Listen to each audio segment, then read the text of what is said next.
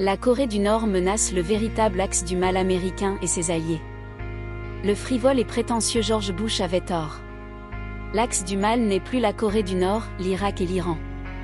Désormais, pour la plus grande majorité des peuples du monde, pour au moins 6 milliards d'individus, soit 90% de la population mondiale, cet axe est incarné par les États-Unis et leurs alliés et vassaux.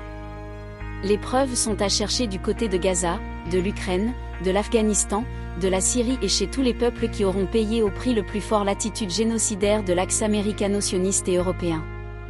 Ils étaient et sont encore à l'origine de tous les conflits dans le monde, dont les buts sont la conquête des territoires, la spoliation des richesses naturelles et la mise sous tutelle des populations entières. À l'instar de l'Allemagne nazie, ce nouvel axe est à la recherche d'un espace vital au prix de millions de morts.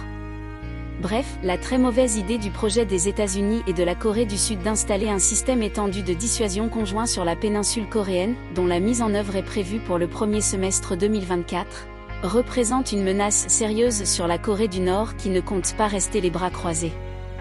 Hier, le président sud-coréen Yoon Suk-yeol a déclaré que ce système permettra de tenir à distance la Corée du Nord et de frapper si nécessaire. Une phrase jugée de trop par les Coréens du Nord. La réponse du leader nord-coréen, Kim Jong-un, ne s'est pas fait attendre.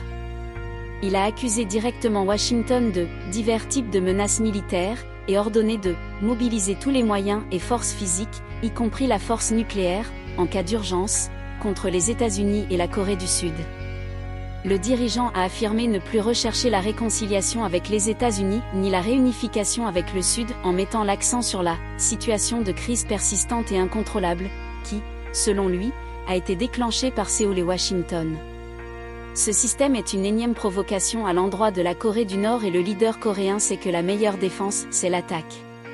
Kim Jong-un n'est pas Kadhafi, ni Saddam, ni Assad, ni Milosevic, il a les moyens de ses menaces.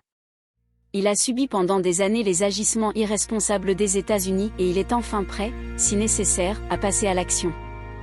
Le numéro 1 nord-coréen, Kim Jong-un, a lancé lors d'un long discours de nouveaux avertissements de frappe nucléaire contre Washington et Séoul. Le chef d'État coréen, Kim Jong-un, a déclaré à l'endroit des États-Unis et de la Corée du Sud, je cite, « Si les ennemis optent pour une confrontation et une provocation militaire contre la République populaire démocratique de Corée, notre armée doit leur porter un coup mortel pour les anéantir complètement. » En mobilisant tous les moyens les plus puissants, sans un moment d'hésitation, a en effet déclaré Kim Jong-un, lors d'une réunion avec les principaux commandants nord-coréens organisée dimanche à Pyongyang, selon l'agence d'État KCNA.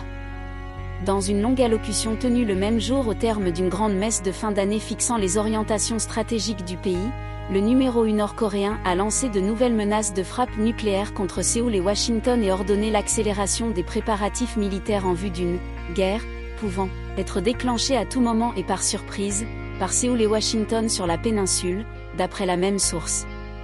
Kim Jong-un a accusé par ailleurs Washington de « divers types de menaces militaires » et ordonné de « mobiliser tous les moyens, sans aucune exception ». Rappelons que, en 2023, Pyongyang a mis sur orbite un satellite de reconnaissance militaire, gravé dans sa constitution son statut de puissance nucléaire, testé les missiles balistiques les plus puissants de son arsenal et s'est rapproché de Moscou et de Pékin. Il a désormais la capacité nécessaire de répondre à toute agression de la part des États-Unis. Quoi qu'il en soit, le leader coréen, sûr de ses capacités militaires, n'hésite pas à menacer directement les États-Unis. Selon un rapport secret du Pentagone, les États-Unis ne sont plus à l'abri d'une attaque destructrice sur son sol émanant de la Corée du Nord. D'ailleurs, certains experts militaires américains, plus réfléchis que les politicards de Washington, appellent à privilégier la voie du dialogue avec Kim Jong-un. En tout cas, les responsables américains dont les propos sont d'habitude virulents et menaçants, ont clairement baissé d'un ton. Ils ont compris que la Corée du Nord n'est ni Gaza, ni la Syrie, ni la Libye et que la partie est loin d'être gagnée. Par ailleurs, le leader coréen qui n'a dit aucun mot sur la situation à Gaza, ni en Ukraine ne doit pas en penser moins sur l'attitude mortifère et criminelle des États-Unis et de leurs alliés et vassaux qui représentent le véritable axe du mal qui a toujours menacé et menace encore la paix et la sécurité dans le monde. Toutefois, l'élection présidentielle américaine qui se tiendra en novembre sera déterminante quant à la tournure que prendra la situation dans la région. espérant que le peuple américain puisse barrer la route aux projets suicidaires de leurs oligarchies financières et médiatiques et se réveilleront de leur état comateux qui a duré plus de 70 ans afin d'éviter aux États-Unis et à leurs alliés de subir le sort de l'Allemagne nazie.